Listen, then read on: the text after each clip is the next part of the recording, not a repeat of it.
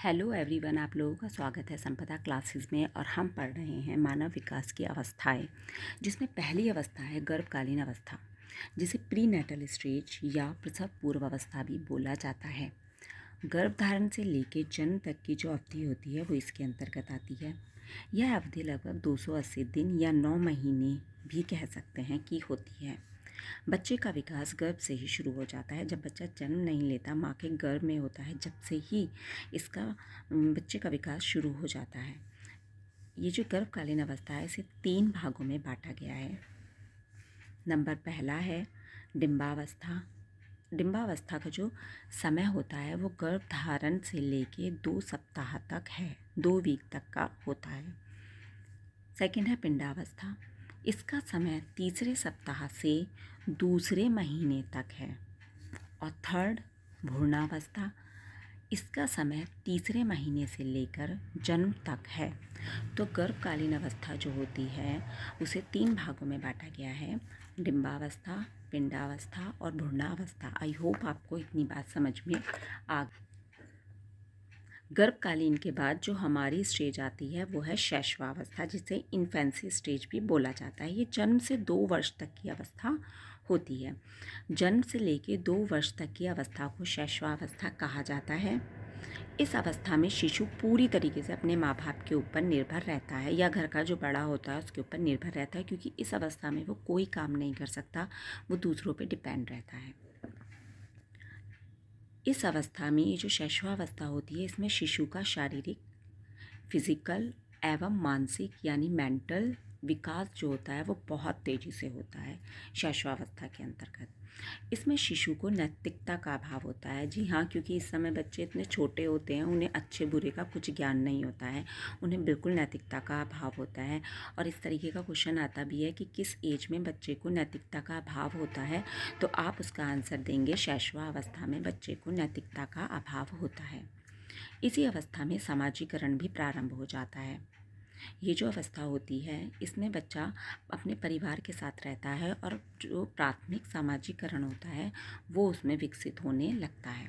यह अधिगम की अवस्था भी होती है। इसमें बच्चा लर्निंग भी करता है, अनुकरण भी करता है और उन्हें दोहराता है। अनुकरण का मतलब होता है दूसरों को देख के उसकी नकल करना। तो वो अपने से बड़ों को जैसा देखता है करते हुए वैसा ही करने लगता है।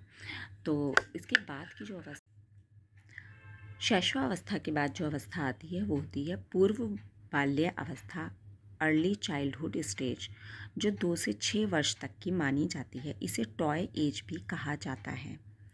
इस अवस्था में जिज्ञासा की तीव्र प्रवृत्ति पाई जाती है। उसके अंदर बहुत सारे क्वेश्चंस होते हैं बच्चे के अंदर, वो हर चीज़ जानना चाहता है, ये कैसे हुआ, वो कैसे हुआ, तो उसमें बहुत ज़्यादा जिज्ञासा होती है।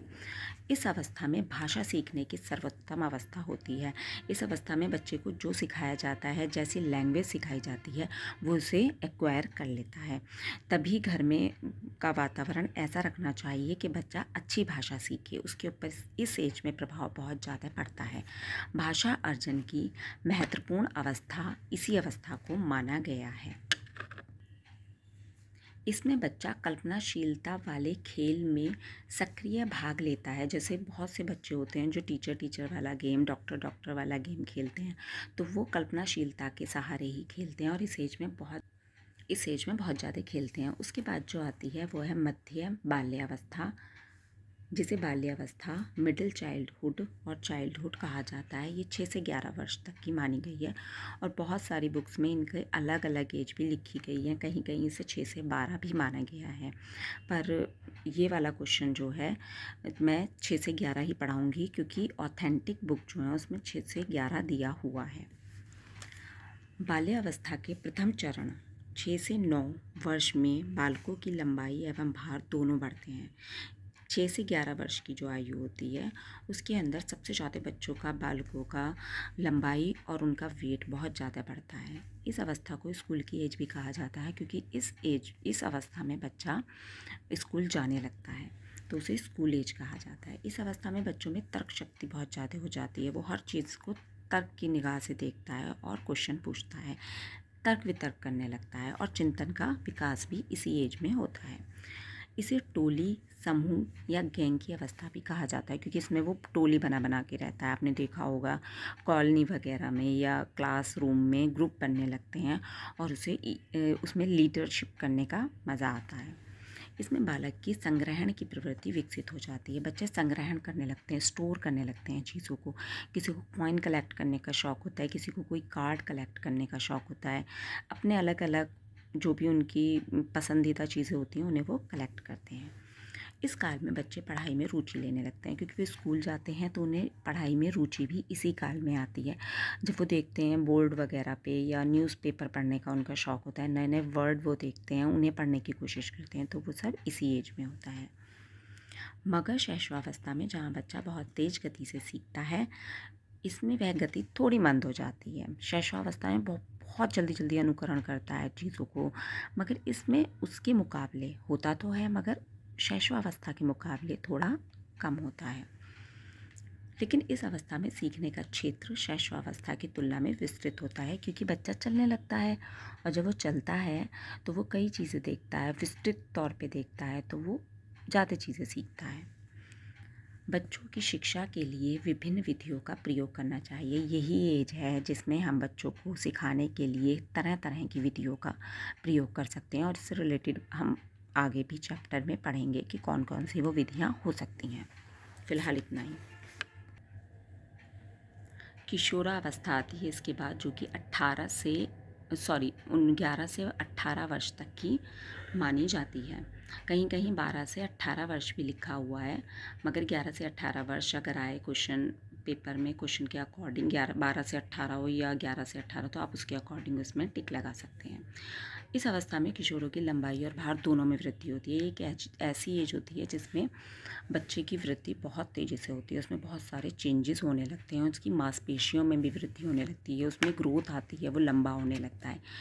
परिवार की तुलना में दोस्तों की राय महत्वपूर्ण हो जाती है और वो अपने गैंग में एक्टिव हो जाता है, बहुत ज़्यादा एक्टिव होने लगता है, और वो दोस्तों की बातें आपने देखा होगा और ख़ुद आप मुझसे कनेक्ट भी कर पा रहे होंगे कि दोस्त जो कुछ भी कहते हैं हम वो बहुत जल्दी मान लेते हैं, जबकि हमें अपने घर वालों की बातें थोड़ी बुरी लगने लगती हैं ज़्यादातर। इसे जीवन का कठिन समय भी कहा जाता है, क्योंकि बहुत चीज़ों में बच्चा उलझा रहता है, कुछ चीज़ें वो जानना चाहता है, हार्मोन्स चेंज हो रहे होते हैं, तो इसलिए इसे कठिन समय बोला जाता है। इसे आंधी तूफान का समय, संघर्ष का काल भी बोला जाता है। इस तरीके के क्वेश्चन भी आते हैं कि आंधी तूफान का काल कौन सा है या संघर्ष का काल कौन सा है, तो आप बताएंगे कि किशोरावस्था, एडोलेसेंस है। ये उलझन की अवस्था भी है, क्योंकि इस समय उसके सामने बहुत सारी चीज़ें होते हैं, बहुत सारे क्वेश्चंस होते हैं, उसे आगे क्या करना है, क्या करियर बनाना है, इस तरीके की उलझनों में वो उलझा रहता है। इस अवस्था में प्रजनन अंग विकसित होने लगते हैं, क्योंकि उसमें हार्मोन्स चेंज होते हैं, उसमें बहुत सारे चेंजेस आते हैं, गर्ल्स में अलग तरीके के, बॉयज़ में अलग तरीके के, तो वो सब चेंज उसमें दिखने लगते हैं। इस अवस्था में विषमलिंगी आकर्षण होता है, मेल और फीमेल एक दूसरे की तरफ इंटरेक्ट करने लगते हैं इस अवस्था में विशेषकर। किशोरावस्था में ही सामाजिक संबंधों में भी वृद्धि होती है, वो नए नए दोस्त बनाता है, बाहर निकलता है बच्चा, तो उसके संबंध जो होते हैं, सोशल रिलेशनशिप होते हैं, वो बनते हैं इसमें, और वो अमूर्त चिंतन भी करने लगता है। पहले तो वो मूर्त चिंतन करता था, मगर अब वो अमूर्त चिंतन करने लगता है। इस अवस्था में किशोर अपना आदर्श बनाने लगते हैं। आपने देखा होगा इस तरीके के बहुत सारे एग्जाम्पल्स होते हैं कि बच्चे कभी विराट कोहली को या किसी हीरो को, हीरोइन को, इस तरीके से जैसे वो कपड़े पहनते हैं, बाल बनाते हैं, उन सब चीज़ों को अपना आइडियल मान के उनकी तरह अपना जीवन जीने लगते हैं। काफ़ी हद तक, सभी नहीं मगर हाँ बहुत सारे लोग मानने लगते हैं। तो हमारी ये मानव विकास की अवस्थाएं यहाँ पे कंप्लीट होती हैं। आगे की क्लासेस हमारी ऐसी कंटिन्यू रहेंगी। आई होप आपको लेक्चर अच्छा लगा हो, तो मेरी वीडियो को लाइक कीजिए और चैनल को सब्सक्राइब कीजिए। Thank you so much.